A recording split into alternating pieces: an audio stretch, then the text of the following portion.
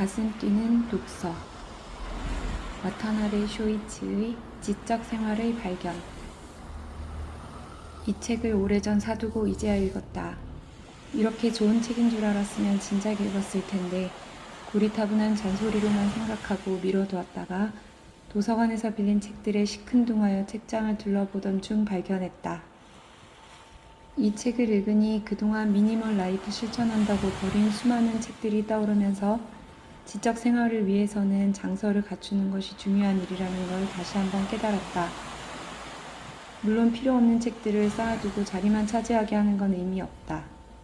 사실 나도 차마 버리지 못하고 읽지도 않는 책들이 많다. 과감하게 정리하고 필요한 책들로 채우는 작업이 필요할 것 같다.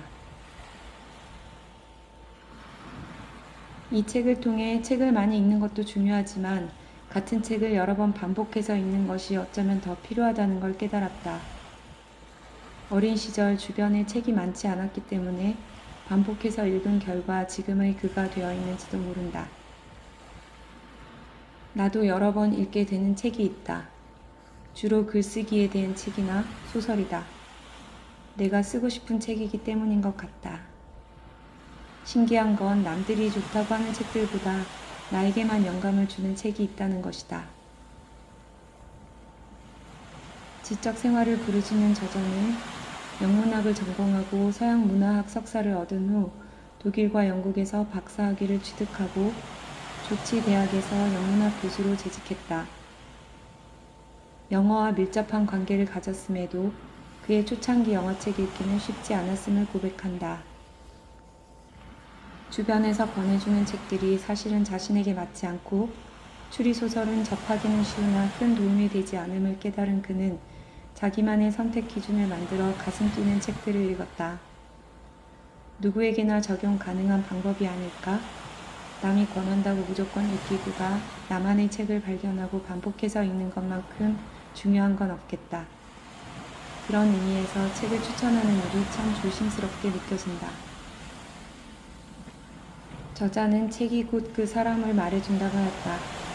자신만의 고전을 만드는 작업은 스스로를 만들어가는 과정이라며 자신만의 고전이 없다면 진정한 독서가가 아니라고까지 말한다. 전에 읽은 책들 중 다시 골라 읽으며 선택한 책들을 반복해서 읽음으로 나만의 고전을 만들어가는 작업을 해야겠다. 이 책도 그 중 하나가 될 것이다. 벌써부터 가슴이 뛴다. 책은 언제까지 읽어야 할까?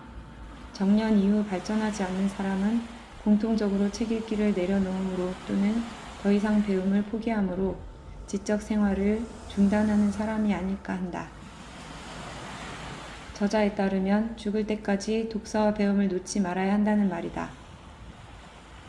지적 생활에는 읽기뿐 아니라 쓰기도 포함된다. 읽고 내 것으로 만들면 다른 일을 위해 내놓기 마련이다. 그래서 많은 독서가들은 책을 쓴다.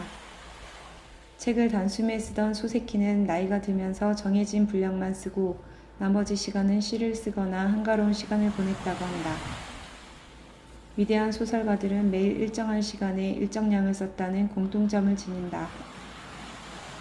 쓰고 있는 글이 걸작이 될지 휴지통으로 향할지 모르는 채로 수많은 시간 책상에서 보냈기 때문에 훌륭한 작품들을 남길 수 있었다.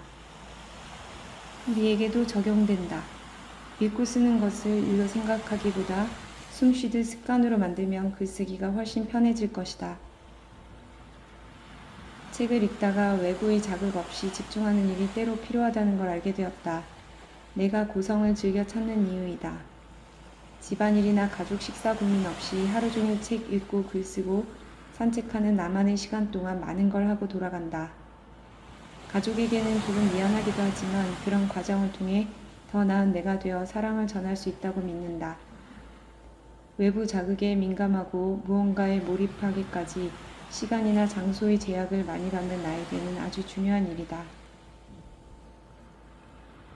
책의 말미에 나오는 철학자이자 역사가인 데이비드 휴무의 일화가 인상적이다. 돈 버는 일에 신경 쓰지 않고 지적 생활에 집중하고자 돈을 아껴 쓰고 결혼도 하지 않았다. 가정교사로 일하거나 변호사회, 도서관 사서로 일하며 그는 지적 생활에 심취하였다. 결국 북후론을 쓴 애덤 스미스에게 영향을 미쳤고 영국사라는 100년 넘도록 대학 교과서로 사용된 명작을 남겼다. 생업에 매달리면 지적 생활을 지속하기가 쉽지 않다. 짬을 내어 잠깐씩 발을 담글 수는 있겠지만 지적 샤워를 위해서는 긴 휴가가 필요한 법이다. 그렇다고 직장을 포기하는 건 쉽지 않은 결단이다. 서슴없이 이런 결단을 하고 끊임없이 배움과 지필에 매진한 이들이 위대하게 느껴진다.